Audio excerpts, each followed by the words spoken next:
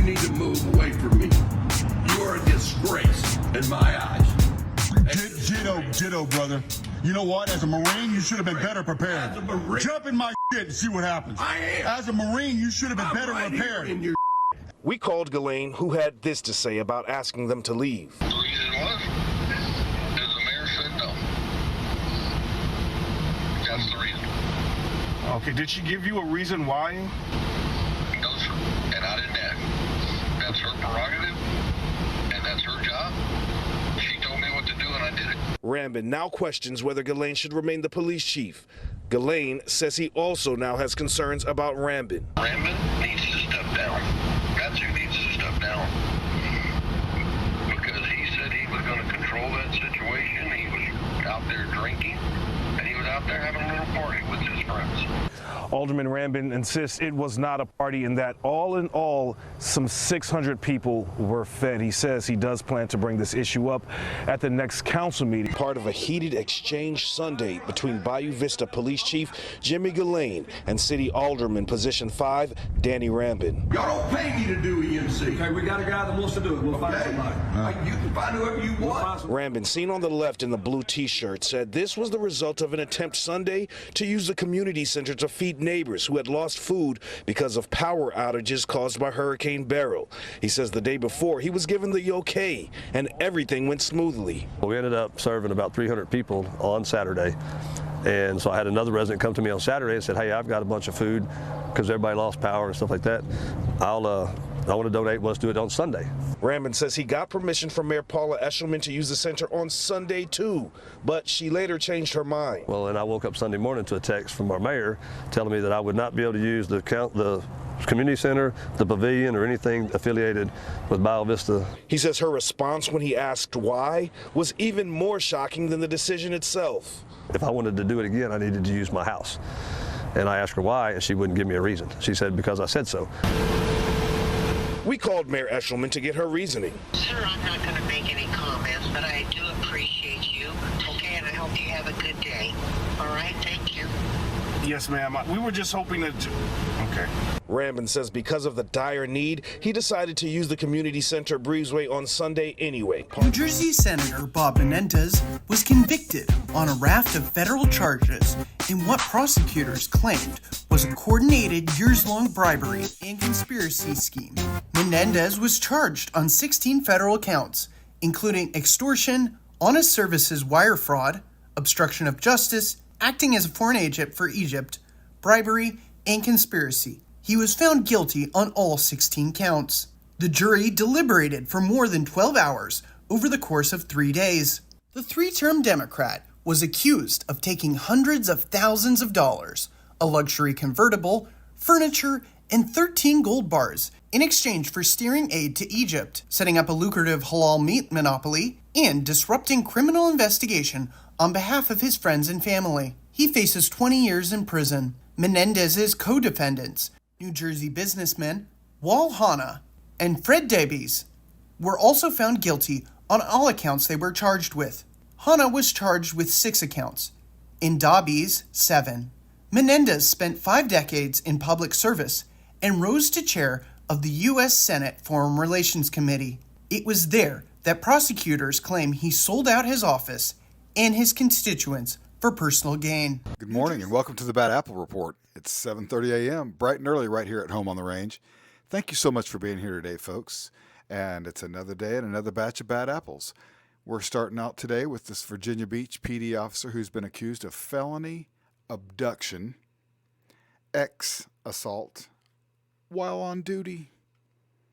Virginia Beach, Virginia. A Virginia Beach police officer is facing criminal charges, including object sexual penetration and abduction in connection to an incident that happened while he was on duty, according to VBPD. Oh, Lord, do we really want to read this? Sean Fearon, an officer who's been with the VBPD since 2022, is facing the following charges, according to the police. I don't even want to read that again. That plus felony abduction plus felony destruction of evidence. Okay, he's looking away like, oh man, he can't even look the camera in the eye. Police say the charges are in connection with an incident that happened on June 14th while Fearon was working. Okay, Farron. After police got a complaint about Farron's conduct, the department's Detective Bureau immediately started investigating. Those findings were then shared with Chesapeake Officer of the Commonwealth's Attorney. Okay, alrighty. Grand jury indicted Farron. Police Chief Paul Nadigate condemned the incident, saying Farron's alleged act. Oh, great. They go against the department's values. Are you sure? Come on, Chief. Are you sure? Did you have to look it up in the handbook to... Okay. The Virginia police, equally as appalled at our community as our... Oh, it just makes me sick. I can't read his crap. Farron is currently on administrative leave and the police powers have been suspended. The Virginia Beach Commonwealth's attorney told News 3 that Chesapeake's handling of the case due to a conflict of interest since the officer is employed by Virginia Beach. Oh, it's a conflict, all right. Mr. Object. Okay, on with the show. Scott, the acting police chief for the village of Robbins for the past 15 months, was involved in what was described as a concerning incident, and he is no longer with the department. Andrew Ramos is in Robbins with new details. Now, CBS News Chicago has confirmed with the Cook County Sheriff's Office that an investigation is currently underway looking into an incident involving Robbins acting chief Carl Scott. Now, the incident, which was captured on video, said to be so concerning when the mayor of Robbins saw it, he moved to fire the chief immediately. The search for a new chief of police now underway in the village of Robbins after acting chief Carl Scott was relieved of his duties. On the job for just 15 months, Scott now at the center of an investigation. A spokesperson for Mayor Darren Bryant told CBS News Chicago the former acting police chief was initially put on unpaid administrative duty following an incident that happened 2 weeks ago involving him and an individual while inside Village Hall. Upon learning about it, the mayor contacted the Cook County Sheriff's Public Integrity Unit, launching an investigation. Choosing not to wait for the outcome of that investigation, Mayor Bryant moved to fire Scott. But before that could fully take shape, we're told the acting chief submitted his resignation. The incident which prompted all this was captured on video. Now, it's unclear whether that was police body cam video or surveillance footage, but a source who saw the video tells CBS News Chicago, quote, "It's unbelievable," end quote. And we're told the mayor saw the video, and that's what led to his action. The mayor, along with his spokesperson, disclosed the acting chief's dismissal at a village meeting this past Tuesday. Mayor Bryant at one point hinted that the footage may soon be released. So I want you all to brace what may happen in the next couple of weeks. Something might be released, maybe not. All right, but it was important that while I sit before the people, act like I can't be up here and act like ain't nothing going on. Something going on. This isn't the first time controversy has loomed over the police department. Scott's predecessor, former police chief David Shepard, filed a federal lawsuit against the village and mayor claiming wrongful termination. Shepard said he believed he was fired after filing whistleblower complaints against the mayor. That case involved directions Shepard said he received regarding a stolen car and fatal crash investigation. At the time, the mayor's spokesperson dismissed the claim, saying the former chief's dismissal was the result of the mayor wanting to go in a different direction. Now, CBS News Chicago has filed a Freedom of Information Act request to obtain the video in this latest firing. When we get that, we will bring it to you. An Anaheim police officer is at the center of a criminal investigation in a newly filed civil lawsuit claiming that he raped a woman at her home while he was on duty. NBC4's Hetty Chang is live in Anaheim with new details and more allegations. Hetty. Annabelle and Kathy, the Anaheim Police Department tells us that the woman came to them back in October to file a complaint of misconduct against that police officer. He has since been placed on paid administrative leave. In that lawsuit filed just this week, the woman says that the officer initially got in touch with her because he looked up her license plate. The Orange County woman only identified as Jane Doe in a civil rights lawsuit filed in federal court alleges it was at this In-N-Out drive-thru on Orange Avenue and Brookhurst one day last May when she noticed an Anaheim police officer smiling at her. The complaint says the next day the woman received a Facebook friend request from Officer Carlos Romero. They exchanged messages in which the woman says Romero confirmed he used her license plate information to get her name. The lawsuit alleges Romero began sending text messages to the woman, who made it clear she was not interested in starting a romantic relationship. Though over the next few months, the woman says Romero would come over to her house while on duty and they would kiss consensually, but she denied his request for sex. The lawsuit claims things changed in September when the woman says Romero came over while on duty and forced himself on her, sexually assaulting her after the woman repeatedly told him no. She says Romero's gun was in plain sight and within his reach on her couch, and that she was terrified and fearful for her life. The city of Anaheim sent us this prepared video statement in response to the civil lawsuit, which also names the city of Anaheim and several unnamed city and police staff. Upon learning of this issue in October, we immediately relieved the officer of duty and started an internal investigation as well as a criminal investigation. At this time, we have done everything within our power to address this situation, which we take very seriously. The Orange County District Attorney's Office Sex Assault Unit declined to file charges against Romero because the DA's office says they could not prove a crime beyond a reasonable doubt. Prosecutors did charge the officer with a misdemeanor count of unauthorized disclosure of information from DMV records because he allegedly used her license plate to look up her information. He pleaded not guilty to that charge. The woman is seeking $10 million in monetary damages for the mental, physical, and emotional pain she says she is suffering. We did reach out to her attorney for comment. He declined to comment. We also reached out to the attorneys for Mr. Romero, and we have not yet heard back. We're live in Anaheim. Hetty Chang, NBC4 News. I think these idiot cops are in some type of competition to see how much they can cost us with their stupidity. On with the show. A family rushing to save their dog's life stopped by the cops and held at gunpoint. KRQE Investigates first showed you that intense traffic stop where at the time the family caught in the crosshairs knew police officers should not act the way they did. Investigative reporter Gabrielle Burkhart shows you how a new lawsuit aims to drive that point home. There's hurt. Since William Albrecht and his family were stopped for speeding along 550 in the town of Bernalillo last year, trying to save their dog Stella's life. She's going to die. She got hit by a car. They've wanted to share their story. I just could not believe the treatment that I was getting. And make a change. The message is you cannot afford to hire people that abuse the people that are supposed to be protected and served. It's untenable. It's unsustainable. It must stop. It's a message civil rights attorney Shannon Kennedy is sending to the town of Bernalillo and its police department in a civil rights lawsuit for that traffic stop KRQE Investigates first exposed.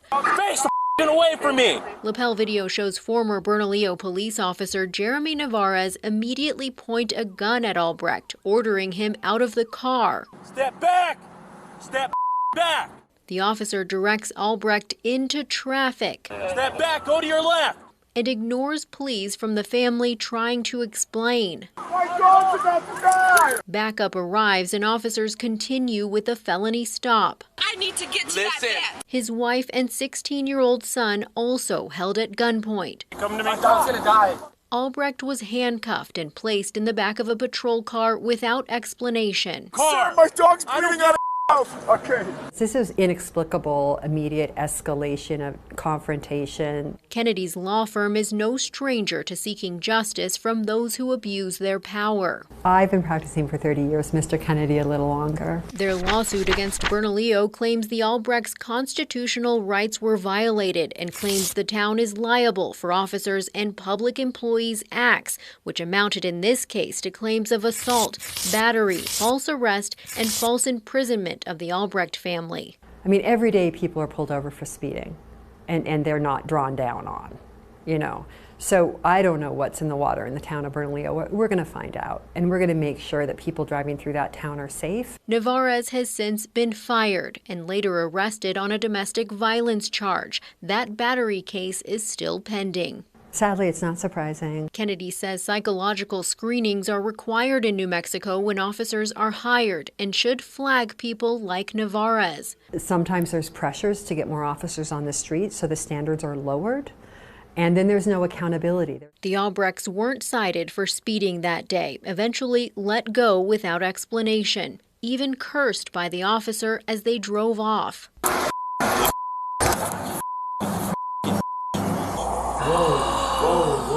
Are you kidding me? The individuals that are caught on camera acting in such a disparaging, disgraceful way should be terminated, and they shouldn't be rehired by other departments. Their dog Stella didn't make it. What if this dog was a grandmother? What if this dog was a baby? What if someone is speeding to get emergency medical care for a beloved family member and they're drawn down on? I just wonder, where is the leadership? We reached out to Bernalillo Police to see if other officers involved in the stop were disciplined, but we haven't heard back. Kennedy and the Albrechts want administrators to take note. And we're also going to let the townspeople know, for whatever reason, you are employing as a community people in uniform and with guns that are acting in an abusive, dangerous manner. And it's something that needs to be changed. Beautiful smile. Never again to be seen in life. Outraged family demands release of body cam footage when Illinois cops killed black woman moments after arriving to her home on 911 call of an intruder. We deserve to know what happened. A black woman's call for help in Illinois turned tragic when she was shot to death by officers who came to her home in response to a possible intruder, according to reports. SONYA MASSEY, age 36, was killed after Sangamon County Sheriff's Department deputies opened fire at her Springfield home on July 6th. The deputies opened fire on her. They did. Officers never spotted the bad guy, while an innocent woman lay at their feet mortally wounded.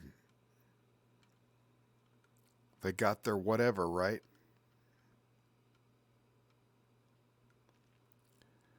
The investigation has been handed over to the Illinois State Police, which has already indicated that body camera footage and other information related to the shooting will not be released immediately to protect the integrity of the legal process. Okay. Sangamon County State's Attorney's Office is also assisting the probe. Before the fatal encounter, Massey placed a 911 call in the middle of the night. Oh, Lordy, we know how it's going to end. Well, we already, obviously, but you don't call the cops, folks. To report a prowler at her residence in the 2800 block of Hoover Avenue, where deputies arrived shortly after 1 a.m., according to her family's attorney.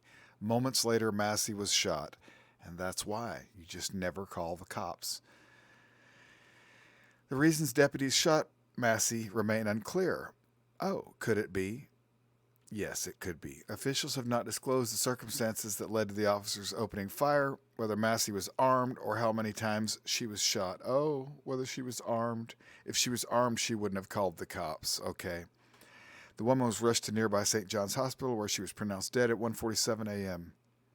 That was it for her life. It's over now. You call the cops, and that's what happens. The two deputies involved were unharmed. Oh, we're so glad to hear that. Sangamon County Sheriff's Department issued a statement same day saying the deputies arrived at about 12:50 a.m., searched the area around Massey's home, and that around 1:21, so they're there for 30 minutes. The deputies reported that shots had been fired, resulting in a female being struck by gunfire. They're prowling around outside of her house for 30 minutes, probably never announced themselves. She's the whole time waiting for cops to come by that she called, and she's in there in complete fear that rustling that she hears out there is the bad guys trying to come in there and abduct her or kill her. And no, it was stupid cops that were there to kill her, apparently, allegedly. Okay. Well, 4 days after the shooting, Sheriff Jack Campbell posted to Facebook saying that it is imperative for the sheriff's office to protect the integrity. We don't care. My normal procedure is to respond to inquiries and to give public statements and blah, blah, blah. We don't care. Later, the Illinois State Police said in a statement, blah, blah, blah, this happened. Neither the state police nor the sheriff's office have made any further comments. Of course they won't. And a crowd of protesters is going, hey, Massey's mom, Donna Massey, gathered outside the Sangamon County building late last week to demand justice. Many of the protesters said, say her name, a poignant reminder, of victims like Breonna Taylor and the BLM movement. People have resonated. She deserves justice. Her family deserves justice. And this community deserves answers. We deserve to know what happened to this young woman, obviously, the attorney said. And that's what we've got, folks. She should still be here, according to the Springfield Journal. That's what SONYA MASSEY, in her name deserves to be said.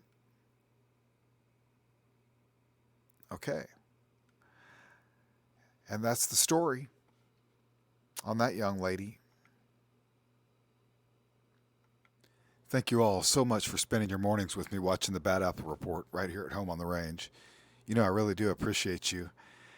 And I'm going to do it again. I'm going to whip up another batch of bad apples just for you. And we'll see you right back here tomorrow morning at 7:30 a.m., bright and early. Have a great day, folks. 3, 2, 1.